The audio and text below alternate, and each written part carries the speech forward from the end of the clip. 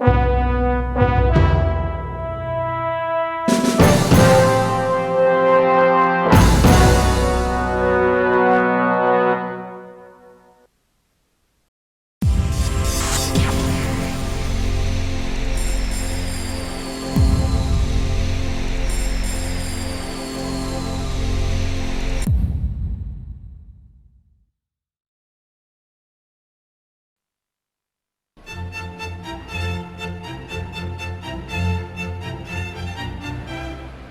Georgian city of Bath attracts visitors from all over the world who come to see its splendours and wallow in its history.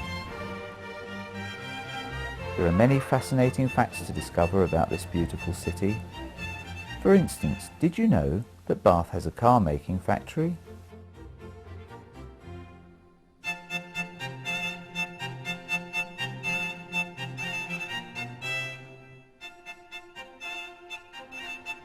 Bath's car factory, Brooklyn Models, doesn't build real cars, but produces some of the finest 1 to 43 scale white metal models in the world. These are not toys, but accurate scale models with a worldwide reputation for quality amongst collectors built up over the last 30 years. As the company's name would suggest, a large proportion of the range are of American vehicles. But there is a range of British cars, a Swedish collection, and, new for 2003, a collection of international police vehicles, and there's the Canadian White Trucks Labatt's Beers range of historical delivery vehicles. There is no shortage of suggestions for new models, both from within the company, distributors and collectors. What makes a good model? Many factors influence the choice of subjects, not least the practicality of making a realistic looking model, but the bottom line is, will it sell? Looking through the range, there are some surprising entries, like this Dormobile. Who would have thought that this would turn out to be one of Brooklyn's most popular models? Each new model is thoroughly researched through books, magazines, brochures and museums. Where possible, a real example is photographed and measured. A model is made up of many parts. Each part has to be planned and designed. The order of manufacture, finishing and assembly worked out. Adjustments often have to be made before the final dies are struck. The number of parts involved is often decided by the colours, as it is best that each part is only one colour. When the moulds are made, there is still some work to be done. Preparing the moulds is hot work.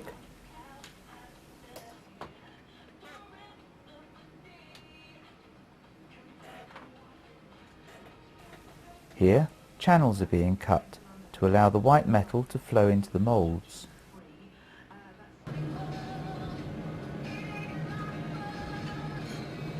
Moulding the parts is a skilled process. Much depends on the experience and skill of the operator to get a perfect result every time. The smaller parts are cast on sprues.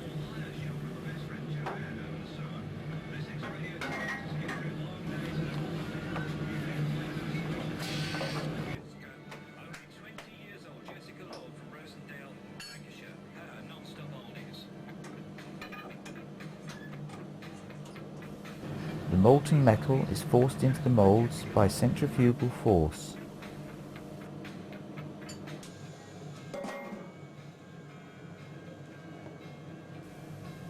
Each part is inspected and cleaned before being accepted. The largest parts are cast individually. They require more preparation and finishing.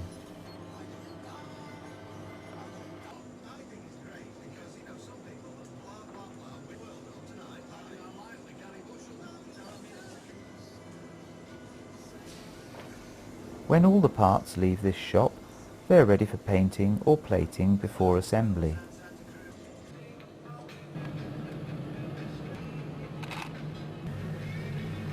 The waste and castings that do not make the grade go back in the pot.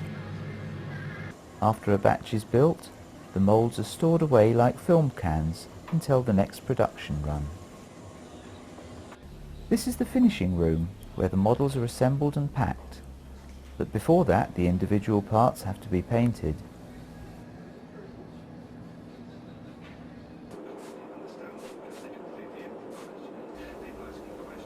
Each part receives 3 coats, the same as the real subjects would have done.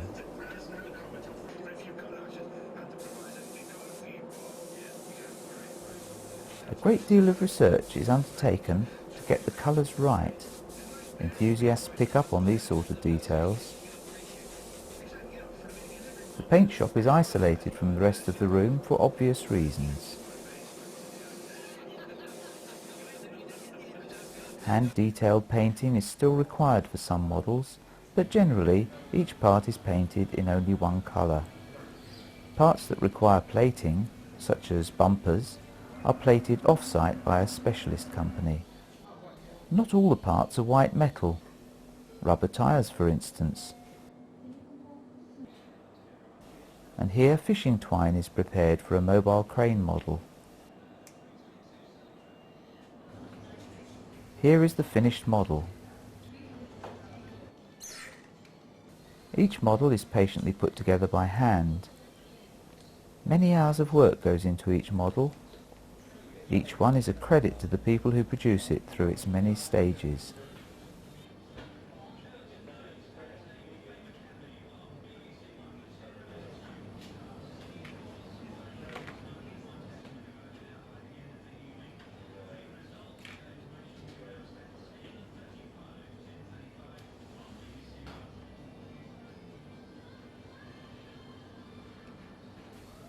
Only about 3,000 units of each model are produced over a 5-year period, making Brooklyn models highly collectible. The last stage is packing them in their distinctive boxes for sending off.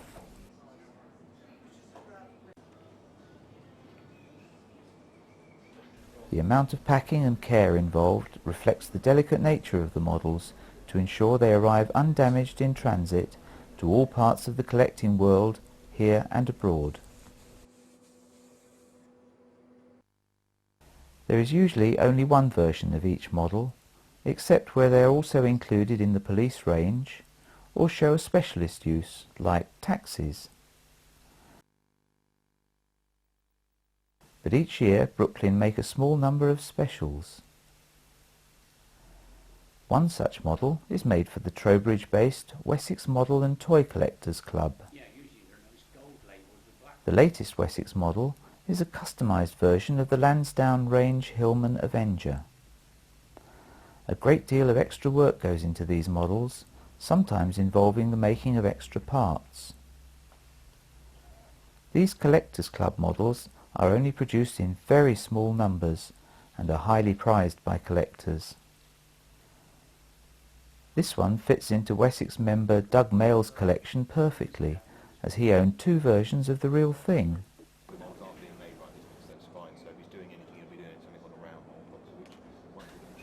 In the factory there are also a few special one-off models on display which are made for display at exhibitions.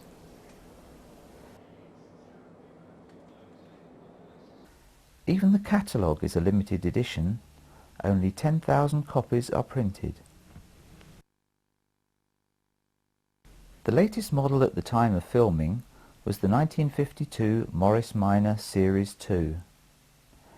David Jinks, editor of Model Collector magazine, gave it a 5-star review in the September 2003 edition. David was very enthusiastic about the Brooklyn model, partly fueled by nostalgia for a once-owned car, no doubt, but even without that, for him it was a real pleasure to see a Minor other than the ubiquitous 1000 modelled, and this model is one of the best Lansdowne Brooklyn products he'd ever seen. It is a very impressive model and in the right setting looks like the real thing. Brooklyn produce a wide and varied range of collectible models, and there's the polo shirt, baseball cap, key fob, bone china mug, wristwatch and pen. At the time of filming, the next British model was the 1949 Triumph 2000 Roadster, familiar as Detective Bergerac's car in the BBC TV series. Another superb model that no doubt will enhance Brooklyn's reputation for quality workmanship and value for money even further.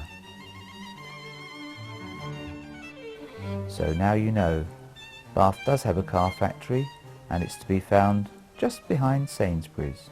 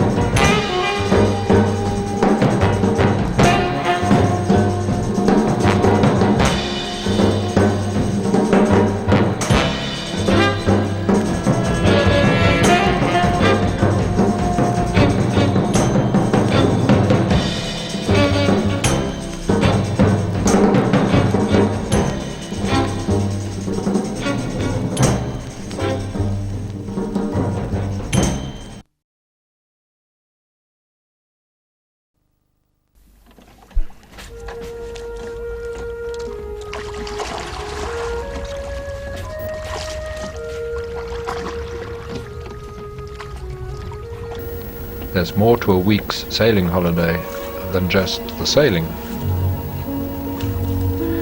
For a start, all the crew have to be able to row the dinghy. That's not only a safety precaution, but it's also a very practical requirement.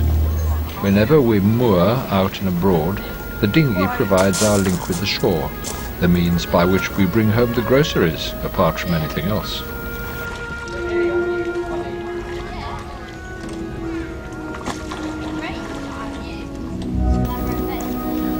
Of course, we could moor to the bank, and we sometimes do, but often this would mean lying alongside other boats, not nearly so pleasant.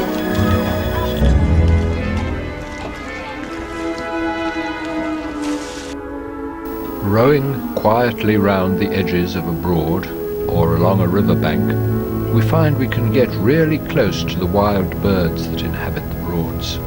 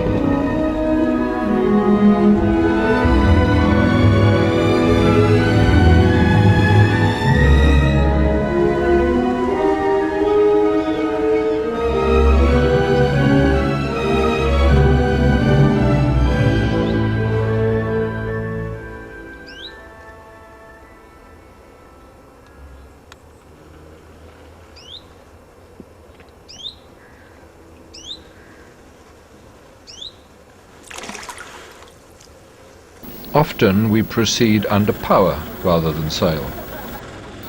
Then, crew members not on duty sometimes play cards or chat idly in the cabin. Usually, however, they find the passing scene of sufficient interest to keep them on deck, the ruins of St. Benet's Abbey. and the old mill, one of the very few black sail trading wherries still in existence.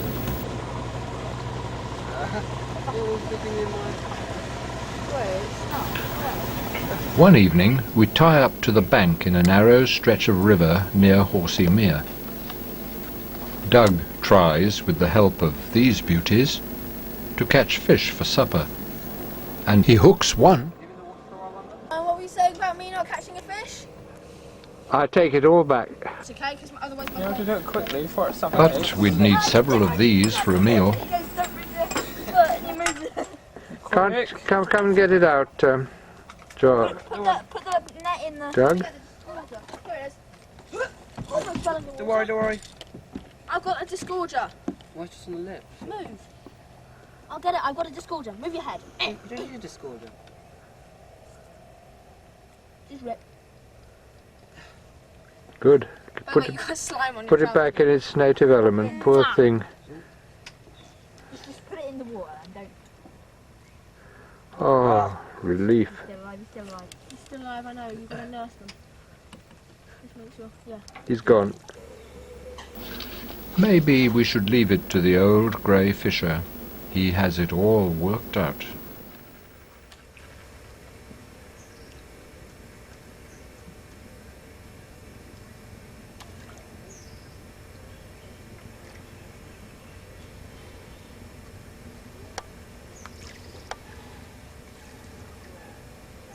What is that you're eating, Sam? Pasta. Raw pasta. Raw pasta.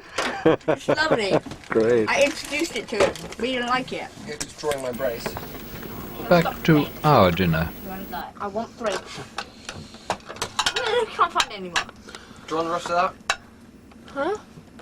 Come with the greens. Yeah, just have them, give them that. You want it? Yeah. I said that. Tonight, the cooks on duty have concocted this delicious whatever it is. Pardon? Sorry? And for afters, yummy. Yeah, let's try and have a go first. Yeah, I have 2.5.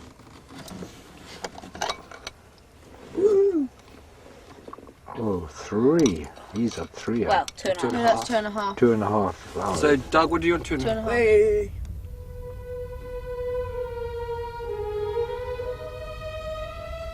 And peace at the end of the day.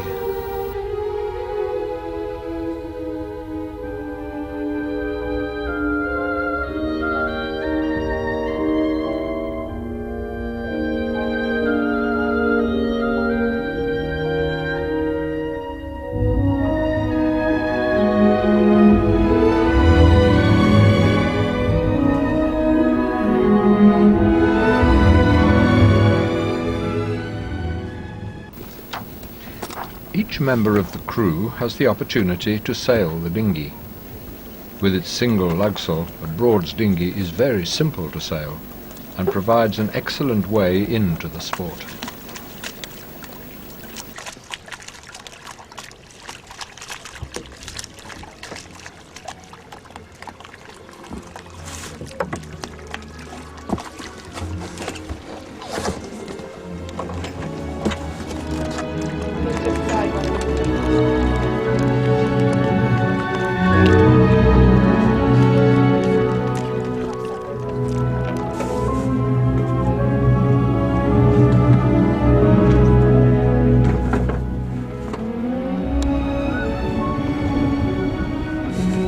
But of course, the most interesting and exciting part of the holiday is sailing the yacht.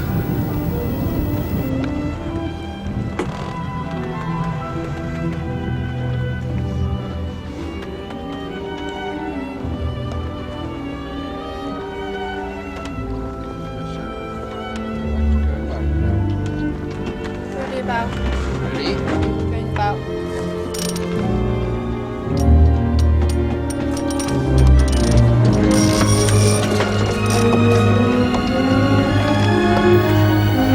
Here, we sail back and forth across Hoverton Little Broad. A few days before, on Horsey Mere, we had clocked up 5.3 knots in a lovely stiff breeze. Today, the wind is not nearly so helpful, and we barely make 4.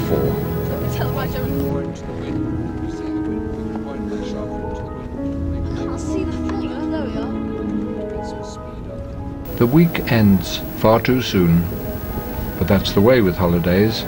They always go too quick.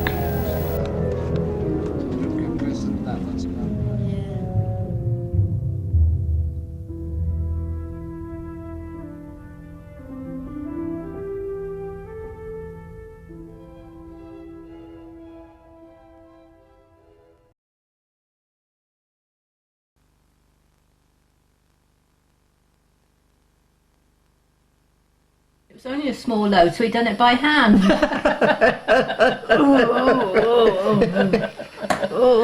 Quick, he's having a heart attack. Quick. No, he's having a stroke. He's... What should we do? It's a stroke. Look at him. Go. He's going.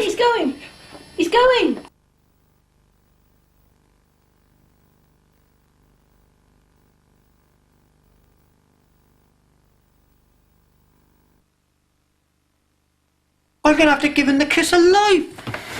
He's coming round. George, you saved my life. My life flashed before me, just like a film in front of a camera.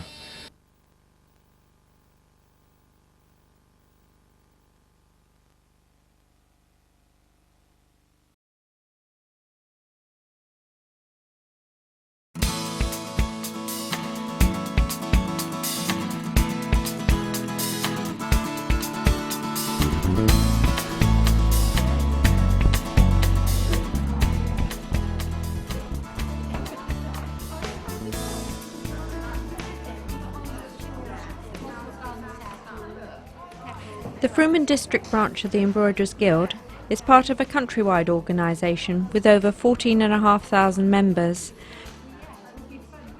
1,200 of these are young embroiderers. Our branch was formed in 1986 and currently has 44 members who travel from within a 25-mile radius. We have visiting day school tutors and meetings led by members of the branch. Those who do not wish to participate in the day school bring along their own work. It was all rather casual in the beginning because I'd been working on a panel for the Frome 1300 exhibition with Kate Lynch, and as a result we decided that we would like to get other people involved. And I went along to the college where, the old college, when the City and Guilds class was being held, and we got a group from there, Daphne and Pat McGrath and one or two other people, and they introduced friends as well, and we got enough together until it was suggested that we should form a branch of the Embroiderers Guild, because I'd been a member for some years before that, and we canvassed around and got a number of people enough to get the guild off the ground, and it's taken off from there.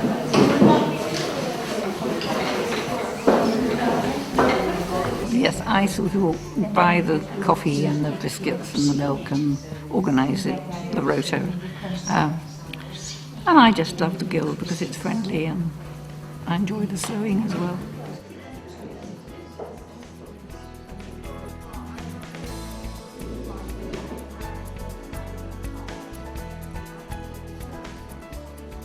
Yes, because you look at other people's work and it makes you think what you can do, and you get the opportunity to try things that you wouldn't have thought of trying. But I'm not doing the day school today, but quite often the day school you try something you wouldn't have done. And then you put it in a bag when you get home and you finish it 2 years later.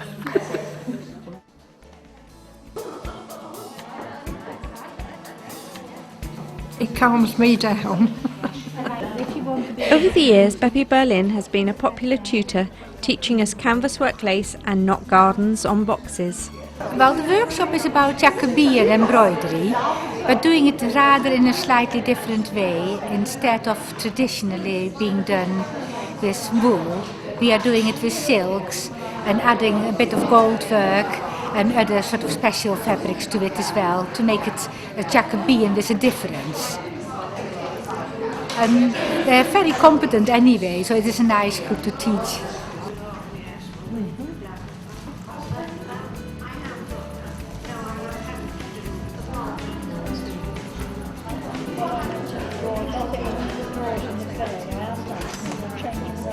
The young embroiderers meet monthly and have enjoyed learning a variety of stitches and techniques. They have exhibited work at festival days and a regional exhibition.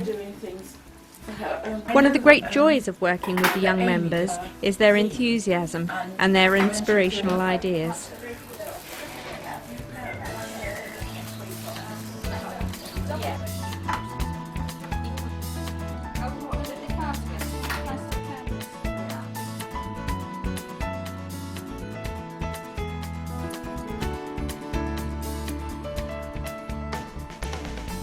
We were fortunate to hold our 2004 exhibition in the recently restored Rook Lane Chapel. This prestigious venue, owned by NVB Architects, is available to the community, providing an ideal setting for performing and visual arts.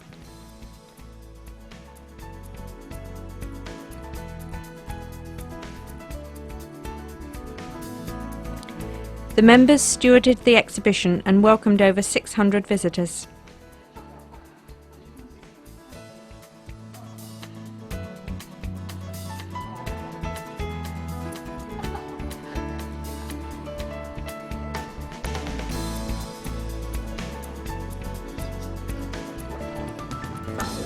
Well, part of the remit of the Guild is to take work out into the public arena, and our branch tries to have an exhibition about every 3 years.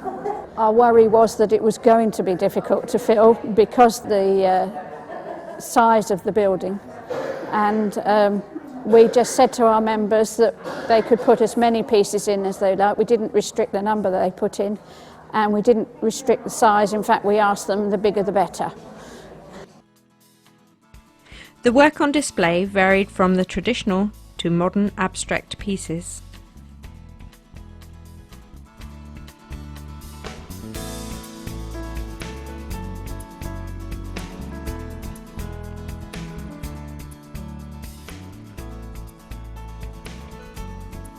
All work is valid, from a beginner's first piece through to the work of some members who are professional embroiderers.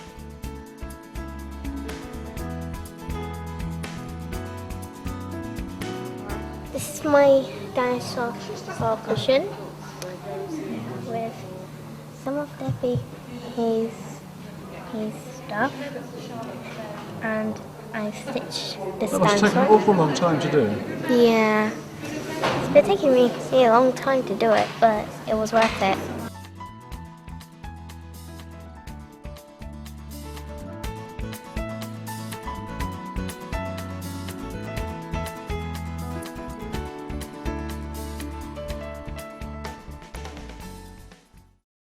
So some of our members come to the Guild meetings, enjoy learning there, and then they go out and teach other groups, some through formal classes, some from informal classes in their homes, village halls, and of course they're spreading the word about embroidery, and we hope, of course, naturally, that they will want to join the Guild as well, but we're encouraging other people, not members at the moment, to do it. Education. So I think we've had somewhere around about 200 people, and of course some of those who've come over have been part of those groups that our members have been teaching, and they've been particularly looking at their own friends' work, but then they've gone round and discovered that there's lots of other opportunities, so that's been good as well. Generally, what sort of comment have you had from people? Stunning, wonderful venue, gosh, haven't you got some clever people? Isn't it amazing what the young embroiderers have done with only about 15 months of working, and the quality of their design work as well? That sort of thing. I don't think I've heard a bad comment. Ben's always got plenty of ideas. He loves plenty of ideas to pull out.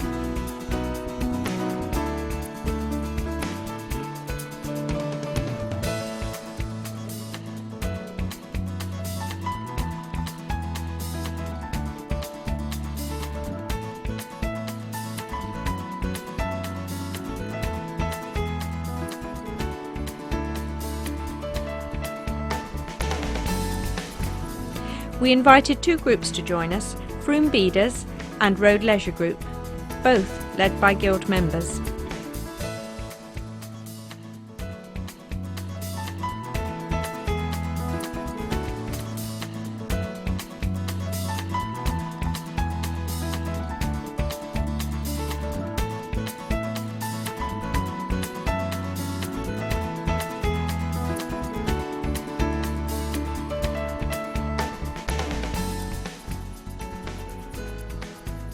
Mounting this event was our biggest challenge to date, and now we're looking forward to our next exhibition in 2007, when we will be celebrating our 21st birthday.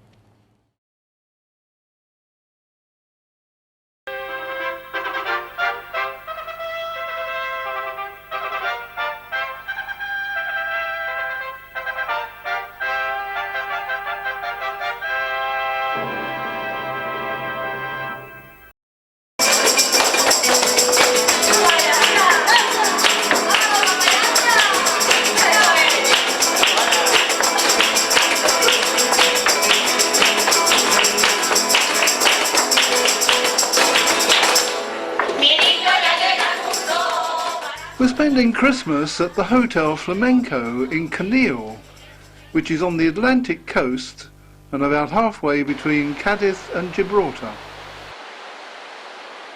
This part of Andalusia is the home of flamenco, and there are many local groups who are dedicated to preserving this traditional form of music and dance.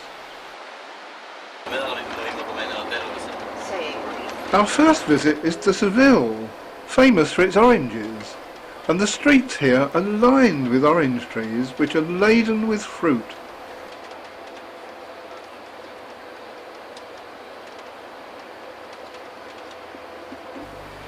This is the School of Flamenco, where many of the top artists train.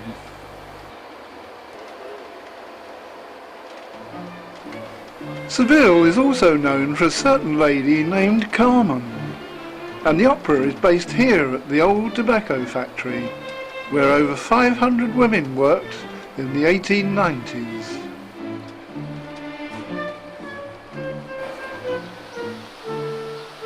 In the Plaza España, there are tiled murals depicting a historic scene from each of the 48 provinces of Spain.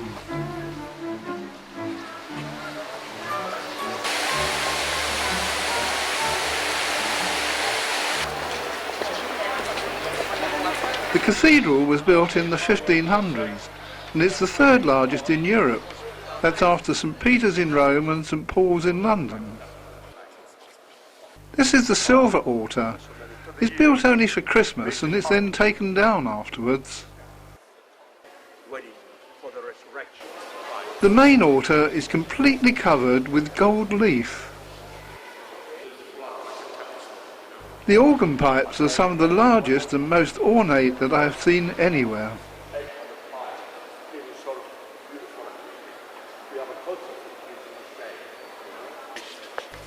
This is the tomb of Christopher Columbus.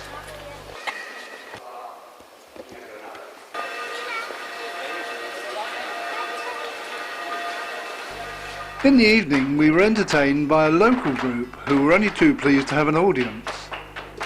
Their music and dance is purely traditional, and although they do this for pleasure and not money, I must be absolutely honest, they're far superior to many of the so-called professional groups I've seen.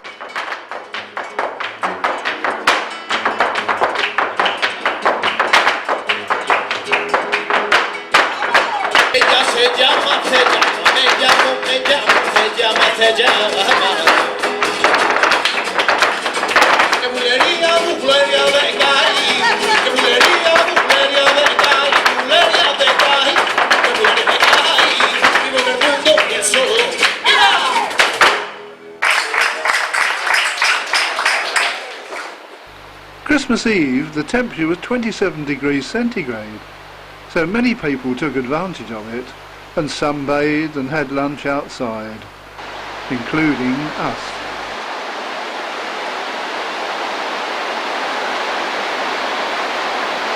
Lunch on Christmas Eve.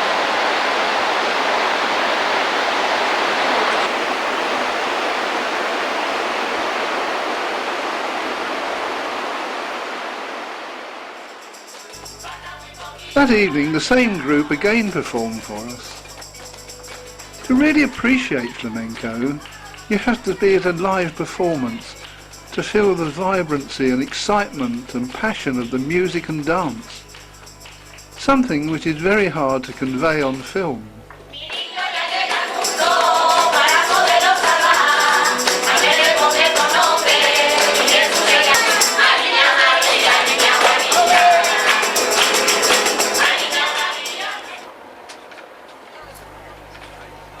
Christmas Day in Spain is purely a religious holiday, and in the morning we were taken to the hilltop village of Medina Sidonia, and as our guide knew the Mother Superior, we were able to visit the convent of Jesus, Mary and Joseph.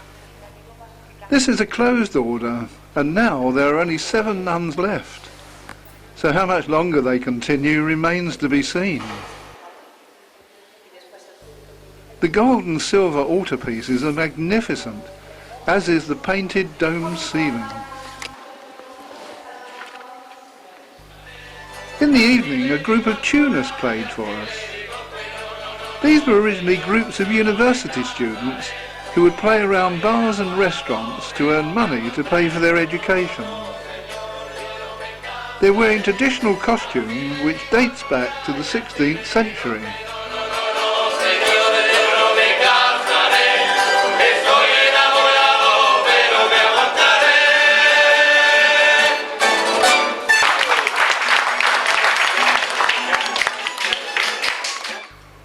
In Spain, the main celebration is Twelfth Night. This is when all the children have their presents. Boxing Day is just a normal working day, and here in Cadiz, all the shops are open as usual. In the market square, there are brightly coloured flowers, brightly coloured ladies' stockings, and brightly coloured ladies' underwear.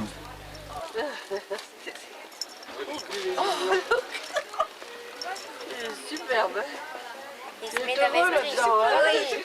Il vous fait le ménage, hein? Il s'amuse. Oui. Il vous fait le ménage de temps en temps. C'est la blague de l'autre côté là-bas. Regardez-moi ça. Oh.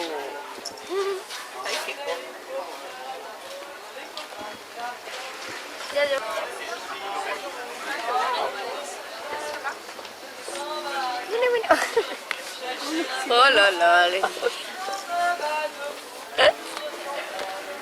Il prend un bain de soutien-gorge.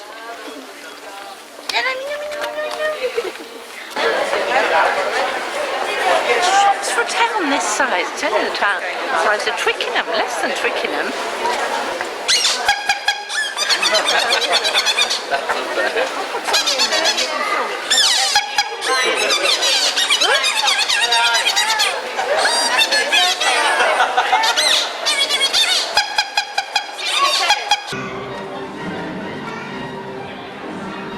The ritual fire dance is the best known work of this famous composer who lived in this house, Manuel de Falla.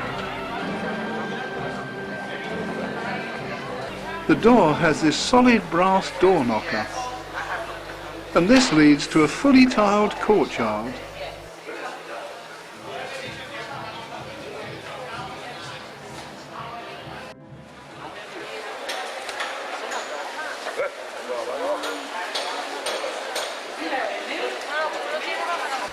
Why is it that children the world over love to chase pigeons? On our last night we were entertained by a group from the village who also only play for pleasure. And they are different as the lead singer is a girl. But again the performance was of very high standard.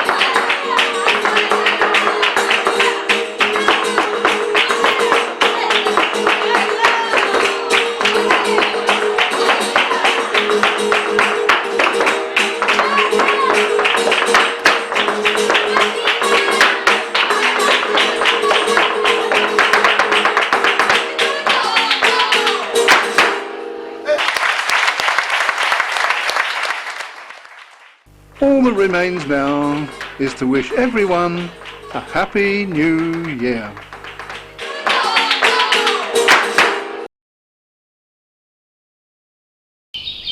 Do you have beautiful garden furniture that you want to preserve and protect through the winter months? Then what you need is John Seal.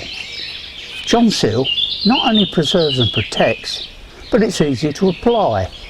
It goes on just like water. In fact, it is water, but it does exactly as it says on the tin.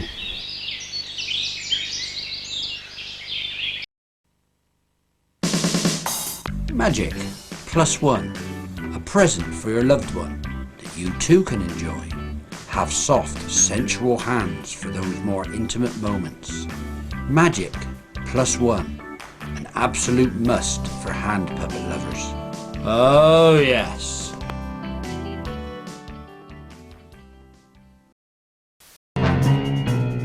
Shoes worn out? Don't worry. They'll look like new if you cover them with a load of mess. Midas Easy Shoe Spray turns old shoes into new. Just spray some mess on them and watch it work.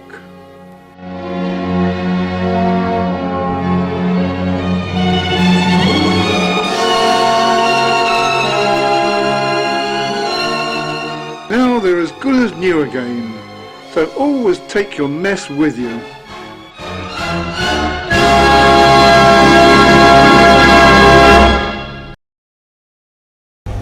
When you've got a cold or you feel the flu coming on and you have difficulty sleeping, you should go straight to bed with Night Nurse. Find yourself a pretty young nurse for the night, and the last thing you'll want to do is to drop off. Remember, Night Nurse. I recommend it.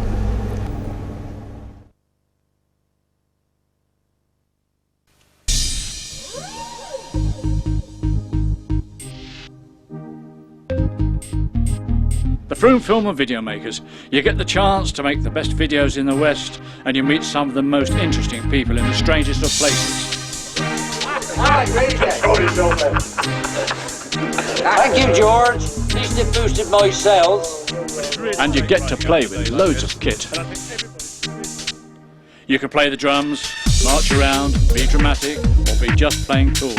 And if you're lucky, you can even ride on a train.